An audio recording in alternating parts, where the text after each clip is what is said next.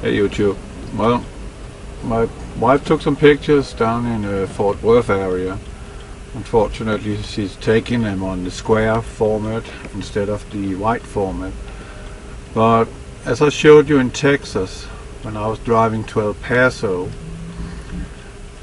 Texas seems to be hammered quite a lot here. And again, we got this Kembo, and she's taking some more and some more, and as you can see, it looks pretty horrible, right? That blue dot up there is not blue Kashina, that is a lens flare.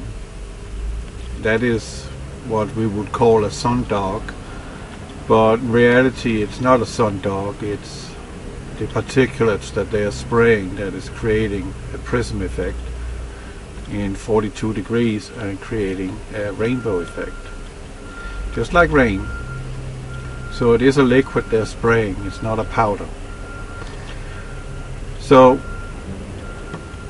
it's looking like that, and the pictures pretty much speaks for themselves. Honestly, it is horrible to look at. And then there's the picture I took in Sherman, Texas, and this picture in my world is speaking for itself. I was actually paying attention to the changing colors in the clouds, shifting back and forward in between those lines, being dark and then reddish. And someone was trying to discourage me by saying that that is because the other clouds are shattering. But I don't think you're absolutely right on that. Far from it. As you can see here already in this picture, we have dark clouds and we have bright clouds, and they are, I mean, look at the picture itself. Doesn't that look surreal? But I have this little dot over on the right. I'm being loaded right now in Taylorville, Illinois.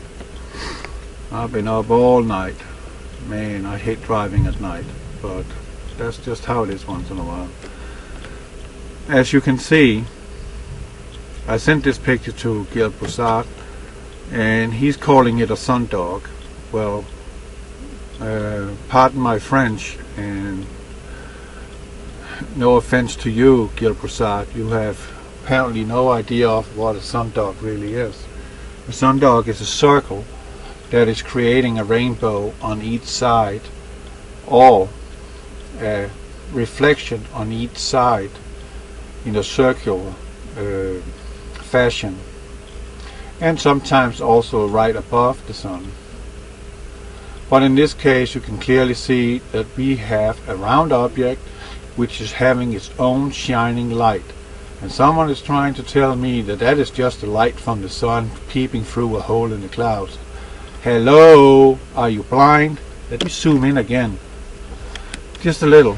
I mean, I love to smear stuff like that in the people's faces, because apparently they are in complete dismissal here, complete denial, or maybe they're actually sitting already and pooping their pants because facts is shining right in their face. This object is round.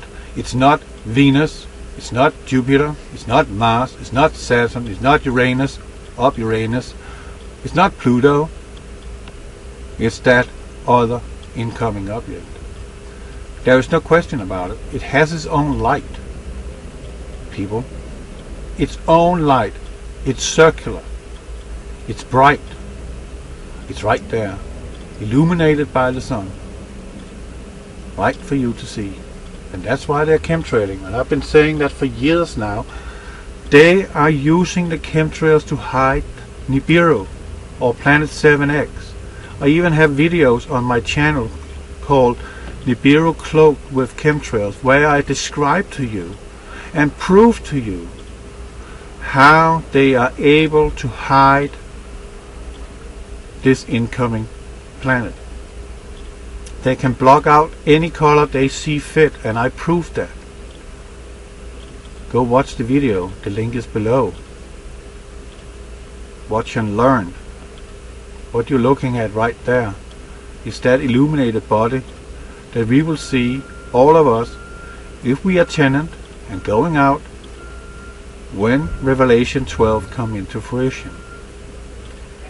And that is the woman clothed with the sun, meaning Planet X, with the moon at her feet, with a crown of 12 stars, 11 stars being Leo, and the 12th star is Jupiter, the king planet, as Gil Prasad is pointing out. But this is not a sun dog. This is not a reflection. This is freaking the thing. It's right there, in your face. So go buy a pack of diapers, because you're going to need it soon. It's coming. That's why they have the dumps. Revelation 9:11 is before Revelation 12. Revelation is chronological. So they have to release the demons and the fallen angels. They need to come in before hell breaks loose. The so-called 500 days countdown to climate chaos, as the French Prime Minister was alluding to. Yeah, our weather's going to be progressively worse over the coming months. So bad that even going outside might even be dangerous, being hit by something flying in the air. I might be out of a job, because if we have 60 mile to 70 mile winds going over the landscape, I'm not sitting in a semi-truck driving, because I'm going to be blown off the road. All it takes is 60 mile an hour wind gusts straight on the side of a semi-truck, fully loaded. It could weigh 80,000 pounds. It's going to flip over. It's inherently dangerous. It can cost me my life, and I'm not driving in that kind of winds. That's for sure. So there'll be no more video recordings. I'll seek shelter, if even my home will stand. You never know. It's going to be straight line winds. Okay, then I'm showing you this frame, and it's immediately shut down by someone. I don't remember his name, but he is postulating that you can see that the reddishness is going in front of the horizon. Well, this webcam is protected by a plastic dome.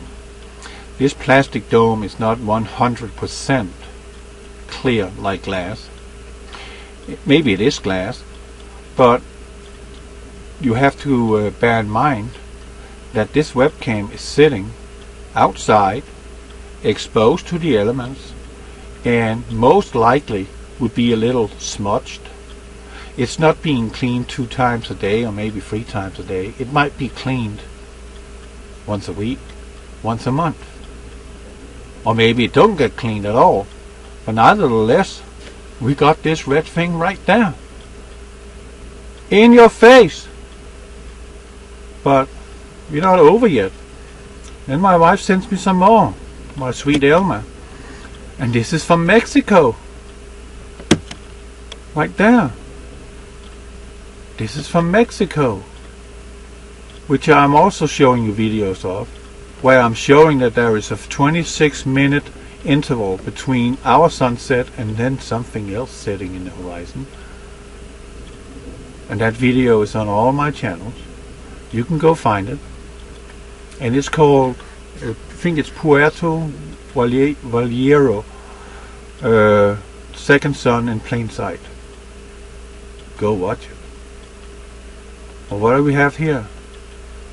We got Red Kashina. We got Nibiru Planet7X. It's right there. And this is in daylight. It's visible. And you can faintly see the wing. You see that?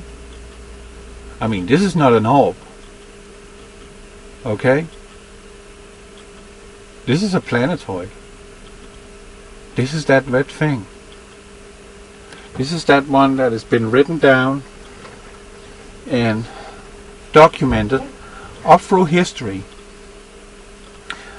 I think the latest one describing it is Mother Shipton. She says in her poem, "A fiery dragon across the sky, 6 times this earth shall die." Huh. A fiery dragon. When we talk about fiery dragon, we're talking about something on fire, What have the color of fire? Reddish. The Japanese are describing the same, especially the Chinese, because they've been very keen on documenting what's going on in our sky. And how are they representing this fiery dragon? As a red star, with sparks coming from it. It's on all their dragon symbols. The red dragon, they call it. In Egypt, they call it the doom shape. They also describe it is reddish hue, swirling in the sky, like it says in the Sumerian tablets, that it is not in a fixed orbit. It is kind of swirling, dancing in the sky. Oh, that leads me also to the Hopi prophecy, that it will be dancing in the sky, and then it will remove its mask, and then we shall all see it. The Bible is also clear. It is right there in Revelation 12. It's also speaking about that an angel took a censer from the altar and cast it upon the earth, meaning we're going to have a meteor shower, and it's going to burn 1/3 of all trees and all the grass, especially America, South America. They are the third of the world of combined landmass. So I'm not here to, don't get your night's sleep, because there will come a day where you won't get your night's sleep, because you will hear the wind howling, you will hear the earth cracking, you will hear the trees snapping, you will hear explosions, you will feel the impacts, you will feel the ground kind of being like liquefaction because of the impact shakings, shaking everything, and houses and you sinking into the liquefied soil. And what is it the Hopi prophecy is saying? It shall be the great purification. And the last sign in their prophecy is that there is a dwelling place in heaven, meaning our space station, that will be evacuated, and that will be just prior to the great purification begins. And when that meteor shower comes, there's going to be a lot of dead people, burned to cinder. Well, that's the little Stephen King story about it. I should bring people to Christ, yeah.